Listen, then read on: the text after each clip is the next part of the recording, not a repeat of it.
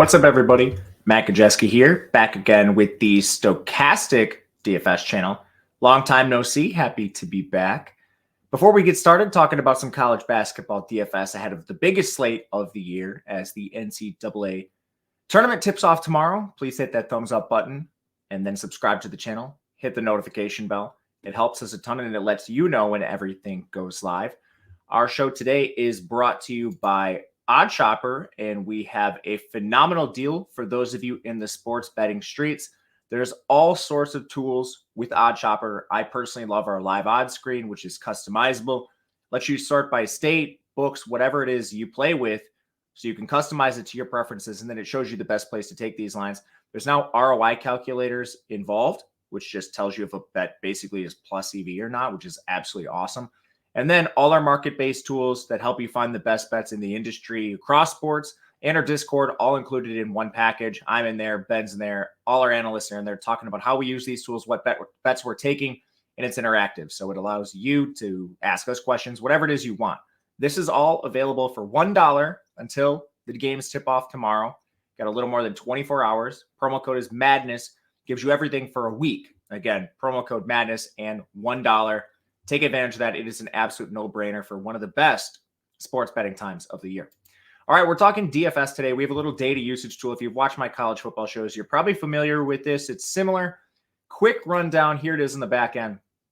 What you're seeing is basically up at the top, game environment stuff. So there's Vegas data, the spread, the total, pace. So I like using this tempo column. It gives you a good indication of what these paces are for reference. Mississippi State, 197 in pace. Michigan State's really slow at 304. That explains why this total is terrible and really low. Then we have efficiency numbers. It's just a general ranking on offense and defense. There's 362 teams. We're talking NCAA tournament, so most of these are going to be good unless it's a 16 seed like Wagner or something. 2-point percentage, 2-point defense. So this is Michigan State's number. And then we go to 3-point attempts per game percentage, defense, where these teams rank rebounding and free throws. G1 through G2, G3, that's just the last 3 games. So it tells you margin of victory for those contests. For reference, if you saw a blowout in here like Mississippi State won their second most recent game by 17 points, maybe that's why Tolu Smith only played 23 minutes. Just try to give you some context for these games. And outside of that, we have minutes, last 3 games, shot rate, rebound rate, assist rate, total usage. Last 3 games, it's the same thing here. And then just fouls. That's another thing that can affect minutes. So for reference, we saw Tolu Smith 23 minutes in the second most recent game. Was it foul related? He only had 3, so probably more likely that it had to do with the 17-point blowout. That's your context. Let's dive into our first game. We're going to do all 16, and then I'll give you a recap of just some of the top plays in price tiers, if that makes sense. Mississippi State's really impressed to get here. They're only a 1-point underdog in this game to Michigan State, who probably shouldn't be here. Both these teams play really slow, so this is not a great DFS environment, first and foremost. Josh Hubbard has been awesome. He's going to be more your contrarian spend. He's a little scoring reliant for me. You see rebound rates really low, assist rate also pretty low. Just relies on that 23.3% shot rate, which is ballooned to 29.7% last 3 games. With that said, this is why his price is up. So he's not my favorite. I do like Tolu Smith a little bit more because he just gives you more double-double and block equity, really. So 6,800 is a better price from him. Otherwise, you have Cam Matthews kind of rounding this out with DJ Jeffries being even a little cheaper. Jeffries also has some block upside, so I could see using him maybe as a contrarian play, but not going to be a game where we spend a lot of time. Tyson Walker's too expensive for me, just doesn't do anything but shoot. Hogard, Malik Hall, Jaden Akins, all a little overpriced for me. Akins has lost his role to Trey Holloman a little bit. They're more splitting than they were previously. Hogard doesn't do anything except assist, and Malik Hall's an undersized big who's probably going to get cooked by Tolu Smith and company. So not much interest on the state side. It's a contrarian Mississippi State or pass for me. Next up, we go to a game where we have more teams that shouldn't be here. Just Duquesne, really. BYU definitely deserves to be. This game has a little bit better total, 142. BYU, 9.5-point spread. So there's some, we can look at this team at least. Duquesne will try to slow it down. They're 248th in pace. They like to grind games out. So it's a little bit concerning matchup-wise. The real concern with BYU is this team basically runs an 8-man rotation. So you don't have any condensation of minutes. They shoot a ton of threes. But overall, there's just not a lot of players I'm too interested in. You look to the starting five. Jackson Robinson comes in a little overpriced for me, some double equity with him. Trevin Knell and Spencer Johnson are really the only two guys I look at. Maybe a Dallin Hall who's gotten up there in price, but definitely not looking at the forwards. They haven't had Ali Khalifa in his main role of late. He'll be back. So that kind of hurts guys like Traore and Waterman. It's a pretty tough team to click on. For me, it's just a contrarian Dallin Hall or a contrarian Trevin Knell, Jackson Robinson maybe. As you can see, the usage rates are low for all these guys, led by Robinson at 19.6. No one else above 17.3. Duquesne, really low total here, so definitely a team you're probably, if you're using like an optimizer, making a rule with no more than one. They have a stud in Day Grant. Jimmy Clark not too far behind him, but I think you have higher upside with Day Grant. It's mainly just shot rate. From there, Jimmy Clark, he'll do a little more in the periphery. His assist rate is higher, so that kind of explains the price, but I would rather just save the 300. From there, Jake DeMichelle at 4,900 will play like 33 minutes, so that's worth noting, but he's a pure win sprinter. We do have more value on this slate after the McCullough news, so I'm not as interested in playing him at 4,900. We'll get to some of those other values. And then it's basically a rotation beyond that. You don't really have any minute consistency with anyone else outside of these top three. Another game that's not ideal for DFS, but it's at least a little better than the Mississippi State, Michigan State. Next up, a game I think we definitely have some interest in, Creighton-Akron. The game is slow. Creighton always plays this way, but they just are so efficient shooting the ball. A lot of times their totals go over. And they're 12.5-point favorites. There are teams on this slate that are 20-point favorites. We'll talk about blowout risk. That's not a huge risk here. There is some, but Creighton more than likely plays most of their guys most of the minutes. And this is a 7-man rotation. Shireman, Alexander Kalkbrenner, and now Stephen Ashworth are never coming off the floor. The best price-adjusted play, honestly, at this point is probably Ashworth. 17% shot rate, 14% rebound rate. Don't expect that to continue. He's very small. And a 35% assist rate. He's their point guard. So Ashworth comes in with a really affordable price. Other than that, I do like sprinkling in the studs. Akron, they do have a nice big in Enrique Freeman, but you're still ceding some size to Kalkbrenner. Shireman, he fills it up with double equity. His rebound rate has jumped to 38% in the last 3 games. It's reflected in price, but like sprinkling Shireman, Alexander, mainly a shooter, but does a little bit in the periphery. And then Kalkbrenner, he has block upside. He's the best defender on this team. But for me, like, he just doesn't rebound enough. He doesn't shoot enough compared to Shireman. I'd rather just find the 300 to spend up for Shireman. This is considering relatively similar ownership. Sometimes you do get immense leverage with Kalkbrenner. So that'll be something to monitor as we get closer to the slate. If he just isn't going to be played, then I'll have more interest. Akron, the team total is 64, so very low. They play slow.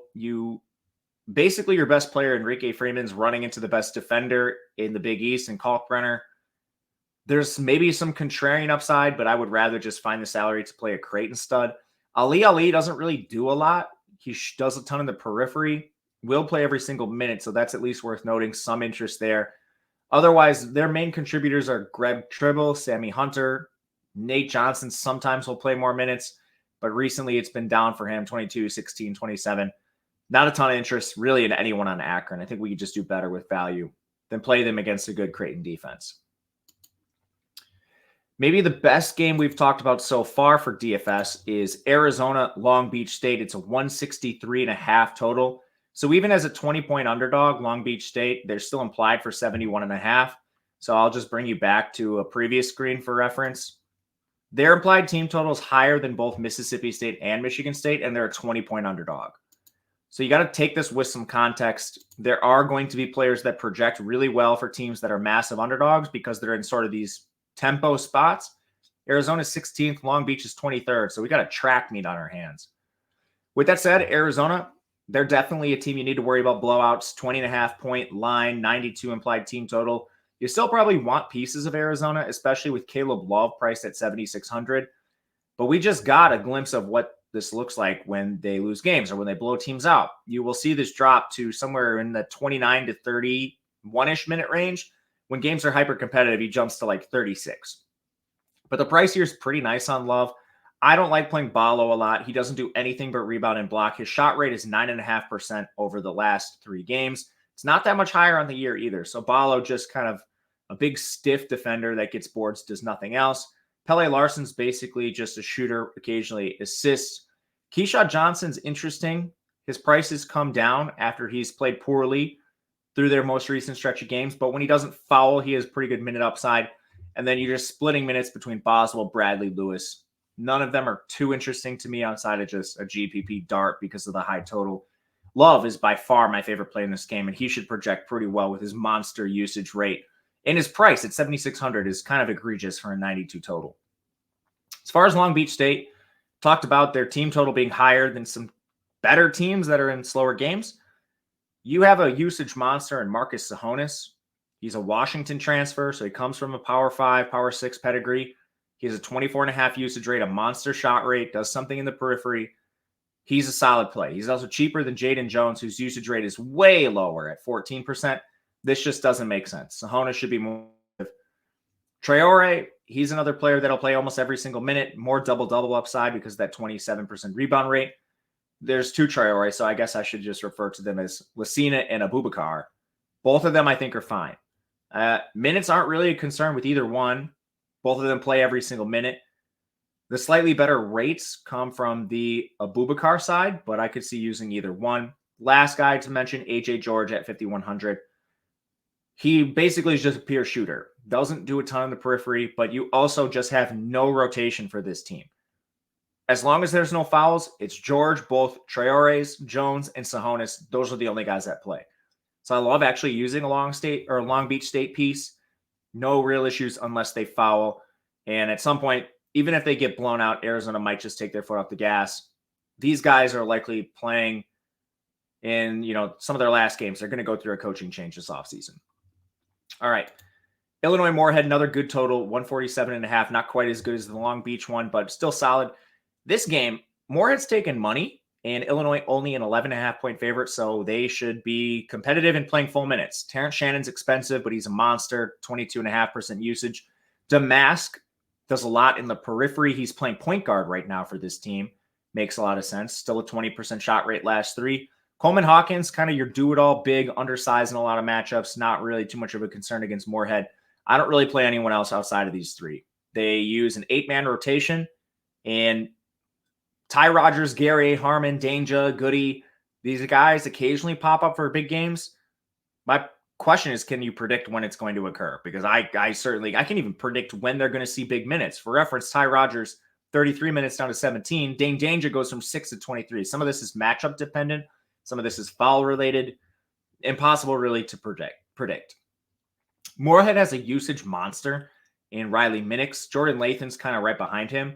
But the far better rates and double-double equity comes from Minix, who has a 29% shot rate, 26.5% rebound rate last 3 games. Plays every single minute. So you can use him pretty confidently in this spot. Illinois has horrible defense. This unit is barely inside the top 100. We've seen them allow points to arguably worse offenses than Morehead, so I don't hate using a piece.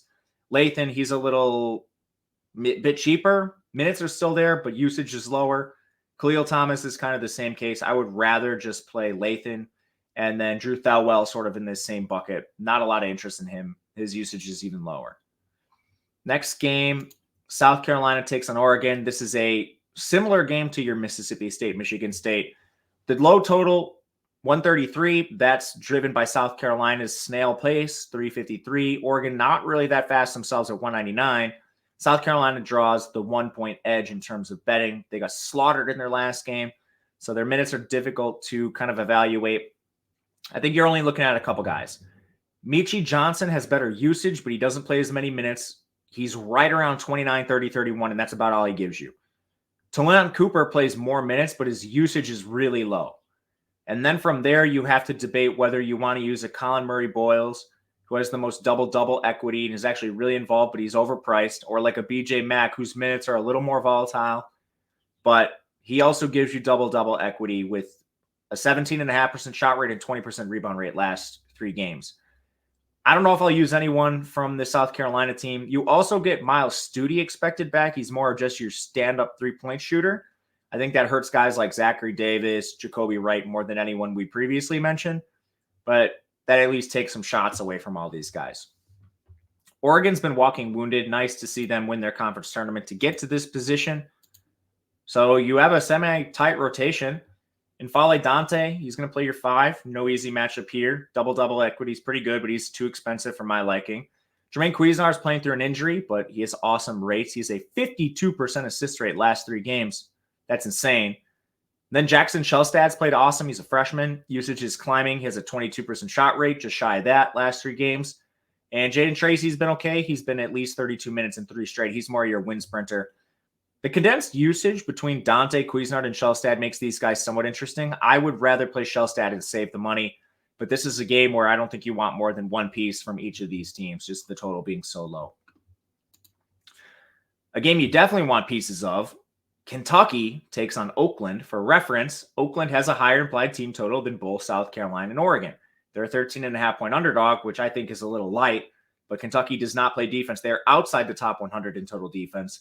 The monster total here comes from pace. Kentucky is 114. Oakland will try to slow it a little bit at 222, but not really a major concern. The Kentucky rotation is gnarly. I think your safest play is Antonio Reeves. He has a nearly 21% usage rate. But man, this is a disaster. You could use a contrarian Dillingham. He has an excellent shot rate and assist rate. Reed Shepard is similar, but he's way too expensive at 8,800. From there, I have no idea who you consistently trust. DJ Wagner dealt with some fouls recently. Trey Mitchell. Any forward on Kentucky, they could play 2 minutes. They could play 22. Rarely do you see more than that. So Mitchell, Agneso, Ivisic, Bradshaw, all out for me. Even Edwards going from 37 minutes to 15. A lot of that due to fouls, but the game prior 16. I just don't know who you can trust for Kentucky. One of them is going to go off, but figuring out who even plays the minutes is tricky enough. Most likely isolating this to Reeves, Dillingham, Shepard for the most part. Oakland plays a tight rotation. I don't know on the injury status. A couple guys have tightened this rotation. Rocket Watts got hurt in the Horizon League tournament, and we haven't seen Isaiah Jones in a few weeks now. The Horizon League tournament ended last Tuesday, so you had basically a week and a half, 10 days almost to get ready for this game. I think we probably see some of these guys, especially Watts. He was on the floor for their last contest. That should hurt minutes for some of these guards like Golke, Lampman. I don't think you see 38 minutes from these guys, especially DQ Cole. He'd been a 20 minute per game guy before the injuries. Then he jumped up to 35 in 2 straight. He did play really well, so that needs to be at least mentioned. Maybe these guys don't see their full roles with DQ playing awesome. The Horizon Player of the Year is Trey Townsend. He's awesome, but can he do it against Kentucky is the real question. I don't know. I saw this team play live. They went to double overtime against Milwaukee, who's not a great team. So I just have real doubts how they look against an SEC team with NBA players. But that might just be my concerns. Ultimately, you should probably trust the total. If you do, Townsend's going to be a somewhat decent leverage play. No interest in some of the other guys like Golke or Lampkin. They just don't do enough. I guess before we move on, I should probably tell you about these tools. We have college basketball projections. We have them for the NIT. We have them for the CBI. We have them for March Madness. This is the biggest slate of the year. If you'd like to take advantage of this as well as the tool you're looking at right now can be found on the site. It's Stochastic. You can do so with the link below. I put a lot of time into this, so if you'd like to check it out, please do. All right, next up. Gonzaga, McNeese. 2 differing styles of play. Gonzaga's fast, 85th in tempo. McNeese is 298. Total's 150, which is pretty good. Gonzaga has a good total, only a 6.5-point favorite over McNeese, who hasn't played anybody all year, but they got to 30 wins, so now Gonzaga is disrespected in the market. Right away, Gonzaga plays 5 guys, basically. Braden Huff, Dusty Stromer. They're just rotational guys when someone's fouling or needs a breather. You have a bunch of studs for this team, and you know exactly where the minutes are going. Anton Watson is an awesome play. Double-double equity, 20% shot rate and rebound rate last 3. Graham Ike, same thing, only a little bit better. 25% shot rate, 24% rebound rate last 3. Nolan Hickman plays every single minute, doesn't do a ton. Nembhard, he's your point guard, does a lot in the periphery, 56% assist rate, and a shot rate that's pretty decent too. I think you can use him. And then last, Ben Gregg has been on the floor quite a bit recently, over 36 minutes in 2 straight games. Doesn't shoot a lot, but will get rebounds. So an off chance at a double-double with Greg. I think Gonzaga's fine with Anton Watson being my favorite player at 7,200, saving that 1K off EK. McNeese got a usage monster in Shahada Wells. I mean, the guy's a power 6 transfer down. Couldn't see the floor at the power 6 level. Now it seems like everyone's just anointing this guy the hero of March Madness before it even starts. There are a couple power 6 failures that have had to go down that are getting this sort of recognition. I don't know what to make of it. You were so bad you couldn't play at a real school, so you had to transfer down. We'll see. We'll see how they do. Shahada Wells is that guy, and he does a lot, but he hasn't played anybody all year. This is by far the best team they've faced, even though Gonzaga has defensive concerns. He's a little expensive for me and shot dependent. Assist rate's okay, but I would rather just play a real stud on a real team than go to Shahada Wells. The rotation's a little wider than we'd like. I think some of this because McNeese's conference is just so bad. They won their last 3 games all by at least 16 points. So Christian Shoemate, Javon Garcia, DJ Richards, and Tavion McCollum should all play more. I think you could look at some of these cheaper guys like McCollum. He actually is pretty consistent across the board with his rates. He's only 5K. That's a somewhat decent value. Garcia is similar at 6K. But ultimately, I don't know how much McNeese I will be playing. There's a chance I think this team just gets run out of the building, even though the game environment's pretty good. But Shoemate and Shahada, both a little expensive for my liking. Awful game for DFS. Iowa State, South Dakota State, 135.5 total, 16-point spread in favor of Iowa State. So first thing you're doing is taking South Dakota State, limiting it to 1 player maximum. Zeke Mayo is just flat out too expensive, even though he plays every minute. Iowa State has a stifling defense. From there, William Kyle, Charlie Easley, Matt Mims, they play almost every single minute. I think the biggest question is, do you want to play Matt Mims at 3,500, who's going to play 30 minutes in this game? He's at least viable in this range. At 3,500, what does he really need to do to get you there? I don't think there's a ceiling, but he is an avenue to playing expensive guys. So I'll say Matt Mims. Don't have a lot of interest in Luke Apple, Easley, Kyle. Zeke Mayo, I do have some interest in, but it would just be a sprinkling if you're running like a 150 set. Iowa State has 2 main contributors in Keyshawn Gilbert and Tamin Lipsey. I usually prefer getting to Lipsey. He does a little more in the periphery, but the shot rate has gone Keyshawn Gilbert's direction of late. So, I mean, your razor thin margins between these players, splitting hairs. Usage rate isn't even a % different. Lipsey has a slightly higher one, but it's going to be close between these 2 guys. Outside of that, front court's a disaster. Momcilovic, Trey King, Jones, and Ward split minutes. Momcilovic basically plays the 3 shooting threes, and they got back Demarion Watson from injury in their last game. That should hurt minutes for guys like Curtis Jones. Not a lot, but this brings them down a little bit where they're not that interesting to play. Tennessee St. Peter's, horrible total, 130, and Tennessee's a 21-point favorite. So, yeah, their implied team total is on par with teams like Oakland, and you have massive blowout risk for this team. This is not the St. Peter's team that upset a couple teams a couple years ago. So, first and foremost, Tennessee, Dalton Connect always going to be viable as a contrarian spend. If St. Peter's does keep it close for whatever reason, he's just a monster. Otherwise, Ziegler's really the only other guy I like playing. Sometimes I can get to some Josiah Jordan-James when he's like 6K. We don't see that price here. He just has taken a back seat to Ziegler and Dalton Connect. So that's really it. Just contrarian spends if you'd like to get them. St. Peter's is a disaster. They're facing the number 3 defense in the country. Corey Washington's too expensive, even though he has pretty decent usage. Latrell Reed, Michael Hogue. It's going to be a pass.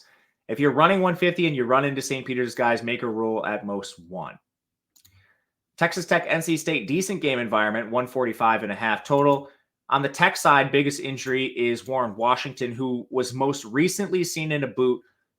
I don't think we see him, which has consolidated things for Texas Tech. It's basically Pop Isaacs, Joe Toussaint, Darian Williams is expected to play, Chance McMillan, and Kerwin Walton.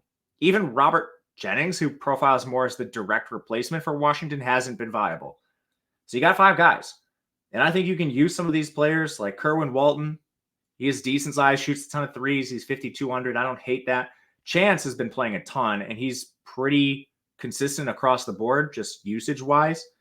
And then, of course, Joe Toussaint, Pop Isaacs. Neither are particularly expensive, and this is a decent matchup. NC State's defense certainly doesn't scare you. On the NC State side, a lot of peripheral players injured. Dennis Parker, MJ Rice, LJ Thomas, they've all been out, which is consolidated minutes. DJ Horn is laughably priced. 6,200 for a 20.5% usage rate. DJ Horn just going to be a guy I'm clicking a lot in this matchup. Muhammad Diarra at 6,700 is also interesting. More double-double equity. 42% rebound rate last 3 games is awesome for Diarra. I think DJ Burns is awful, but he seems to be the darling of the media right now. Often called a refrigerator with ballerina feet. I don't know. Not having Washington, I think, helps Burns. Otherwise, he would probably fall out of this game. But yeah, I mean, at 6K, I'm just spending 200 more to get a real legitimate player in DJ Horn. And otherwise, like Casey Morsell, Michael O'Connell, these guys just don't do enough for me. But like both basically either one's just a pure shooter, one's just a pure peripheral player. I love Horn's price. Somewhat interested in Diarra. Don't like much else for NC State. And Burns is probably just a negative bias I've held since his Winthrop days. All right, we got 5 games left. Kansas, Sanford. So we got the news that McCullough is out, which is going to open some value on the Kansas side. They just don't have anybody to play. Total's really good in this game. 152.5, 7-point spread in favor of Kansas. So immediately, Dickinson expected to play. We do not know the effectiveness, I guess. Shoulder dislocation. Who knows? I think you can use him as a contrarian spend. I don't anticipate anyone clicking him. He's an All-American caliber player when healthy, so that's at least worth noting. KJ Adams going to play every minute. Furphy every minute. Harris every minute. None of them really do a lot. I think they're all efficiently priced in this spot, and I'll probably sprinkle them all. The real value is Timberlake and Elmarco Jackson. Because we've seen the situation already occur, we've seen their prices rise. And one underrated aspect to Kansas, Jamari McDowell is back. He was hurt during some of the previous McCullough injuries, which it basically consolidated minutes even further. Now you have him in the picture to take some minutes away from Timberlake and Elmarco. I think you can also sprinkle these guys, but it's not a situation I love. It's going to be pieces of Kansas here and there, but I'm likely to make a rule, maybe no more than 2, probably 1 stud, 1 value, and move on from there.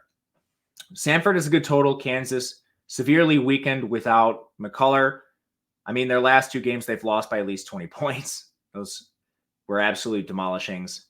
Sanford, I do have some interest in. So as you can see on the screen, they play a gnarly rotation, but they also are willing to consolidate at times. So there's a couple players I want to highlight here. Last 2 games, they won by 7 points, single digits. So we can kind of look at these. Okoronkwo played 32 minutes in both. Rylan Jones played 33 and 25. The 25-minute game, he fouled out. If this game plays to the spread, I think you're going to see Okoronkwo and Rylan Jones play 30-plus minutes. So even though this rotation's gnarly and their minutes per game are low, the conference is okay. It's not great. And the level of competition for Sanford hasn't been ideal. But we do have a couple data points where they consolidate these minutes in hyper-competitive games. That should be what we see here. They're a 7-point underdog playing for they're going to try to play for a Sweet 16. They're going to try to get to the round of 32 here. I like playing Rylan Jones and Okoronkwo. These are my 2 favorite value plays on the board. And I think there's even some interest in like a Jaden Campbell, 35 minutes down to 23. He had 3 fouls in that game. Not too much else, but Okoronkwo, Rylan Jones, and maybe a Jaden Campbell are interesting to me.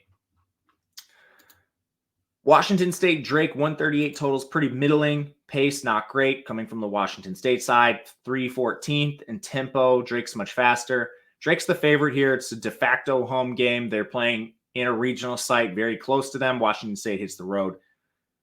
Washington State is pretty consolidated in terms of their minutes and usage. Isaac Jones played at least 34 minutes 3 straight. Miles Rice, at least 30.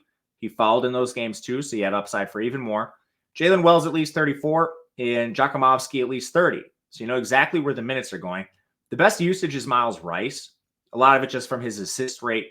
But I think you can bank on his minutes and use him in that assist rate. Jones is somewhat interesting to me too. It's just not a total I really want a lot of. So I'm probably going to limit this to 1 Washington State because they are expensive. But at least worth noting there. And last thing, Drake, pretty decent on the inside. So I don't know. We'll see with Washington State. On the Drake side, DeVries, 9,700. But, I mean, wow. 25% shot rate, 21% rebound rate, 34% assist rate last 3. I mean, holy smokes. You can maybe look at an Atten Wright or a Connor Enright. I don't have a ton of interest in Darnell Brody. Minutes just aren't there. Same thing with Overton. But man, so much of this usage is sucked up by DeVries that it doesn't leave a lot for the other players. So it's kind of like a contrarian spend or pass for Drake. Texas over Colorado State, the winner of the play-in game against Virginia, mercifully putting them out of their misery. 2.5 point spread, 145 total is good. Texas, one of the biggest, I guess, streakiest teams in the NCAA. Could see them making a deep run or getting bounced here. I don't know. Not a lot of in-betweens. Asmus is going to play every single minute. Massive shot rate, good peripherals, good assist rate. He could be contrarian spend. Disu's always an elite contrarian spend with the block rate. He's largely just foul dependent. You'll see him play 22 minutes at times because he fouls, and then you'll see him play 35 at times with 50-point upside. He did get banged up in their conference tournament, but he returned, and he's now had about a week off, so I'm interested in Disu. Tyrese Hunter, just one of the least efficient players in college basketball at 7K. I'm playing Disu straight up over him. Mitchell benefits primarily when Disu fouls, so I like to make a rule, no Disu and Mitchell together. From there, it's a mess. Shedrick and Cunningham pick up whatever foul minutes are left after Disu and Mitchell get in foul trouble. We've seen Ithio Horton and Chenda Weaver ping pong minutes at the last starting guard position. I don't know who it's going to be in this one. Last time out, we saw Horton at 32, but we also saw Chenda Weaver play 11 minutes because he fouled 3 times. Who knows? Colorado State, decent total here. Again, higher than a lot of teams like Mississippi State. And you have pretty consolidated usage. Isaiah Stevens is affordable in price to play. He's going to play every single minute. He has a near 22% usage rate. Awesome peripherals. I have no problem getting to Stevens. Joel Scott's finally seen a minute ceiling after he's dealt with some foul problems. He's up to 6,900. Good double-double equity there. And Nick Clifford coming off an awesome game in the plan. He also fouled a little bit. You'll see him play like 32 to 34 minutes in hyper-competitive games. I don't think he should be more expensive than Stevens, but he's another elite play, good for tournaments. It's really those 3, and they rotate 4 other guys at the rest of the positions. I do have interest in all 3, not much beyond that. 2 games left. North Carolina takes on Wagner, 24.5 total, 133 total. I would suggest Xing out Wagner, except they have a player in Javier Ezquerra at 4,300 who played 40 minutes in 3 straight games. He actually has good usage, too. He has a 47% assist rate last 3. The only thing you're worried about is their implied team total is 54.5. But, I mean, Ezquerra, somewhat interesting.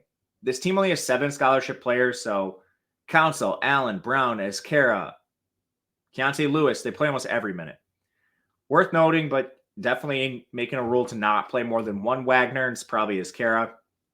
For RJ Davis, Baycott, Ingram, Cormac Ryan, they're going to smash this team, and you need them to play at least a decent amount of minutes. I don't know if that's going to happen as 24.5 point favorites. We'll see.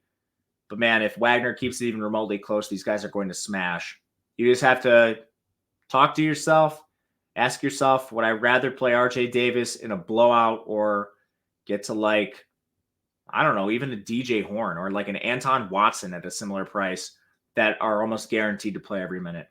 I tend to side with the Anton Watson stuff, but I'll definitely be sprinkling in the studs and blowouts, Connect, Davis, Baycott, and so forth. Last game, one I accidentally forgot to do earlier, so it's at the end. I realize it's out of order. Dayton takes on Nevada, 137 total, 1.5 point spread in favor of Nevada. Deron Holmes is an All-American. He's playing on the Dayton side. He has a 24% shot rate, 37% rebound rate, 22.5% assist rate. You can certainly use him as a contrarian spend. Nate Santos, the transfer, 6,400, also plays every minute. Same thing with Kobe Brea and sometimes Kobe Ellis, Enoch Cheeks as well. Only wrinkle in this is that Javon Bennett missed some time. He's back now. I think that primarily hurts Kobe Elvis. Brea just such a good shooter. So to break it down, Dayton is a decent team to target. I do have interest in primarily Holmes and Santos. A little bit of Cheeks just because he is a pretty good combo guard with decent rebound upside, 21.5% rebound rate last 3 games. For Nevada, 2 awesome guards in Jared Lucas and Keenan Blackshear. They've gotten a lot of good minutes in the paint out of Davidson and Coleman as well. Blackshear has the 21-year, 22% usage rate. Awesome peripherals with the 37% assist rate last 3. Good shot rate. Lucas is more your spot-up 3-point shooter. I'd rather straight up play Blackshear. As far as double-double equity, most of it comes with Davidson. 6,900, I think, is a fine price tag for him. He fouled out of the last game in 25 minutes, so no real concerns with his role. Coleman, more of a GPP target, primarily focusing on Blackshear and Davidson here. All right, 35 minutes in. I was trying to keep it under 30, failed, but let's just talk about some of the straight-up values projection-wise. So looking at fantasy points projected and adjusting for price, the top two values we have here are Okoronkwo and Rylan Jones. I think no surprise. Spread is narrower than we expected against Kansas because of McCullough. Good pace, good environment. And this might be my personal take. I have Okoronkwo and Jones for 32 and 31 minutes. I think in competitive games, they will consolidate the rotation. If you disagree with me, you should maybe bump them down a little bit. Third, believe it or not, Marcus Sahonis of Long Beach State. We mentioned their implied team total being higher than most other teams that are Power 6 teams and just low totals on the slate. Have Sahonis for 35 minutes. He has a mega shot rating usage rate. The Power 5 transfer playing against Arizona, I think he's fine at 63. As far as some other value places and just good players, Morehead State being competitive against Illinois will be huge. Minix and Lathan both project well. Here comes our Wagner guy as Kara. Be careful with him at 4,300. I have a lot of concerns. Otherwise, some other studs.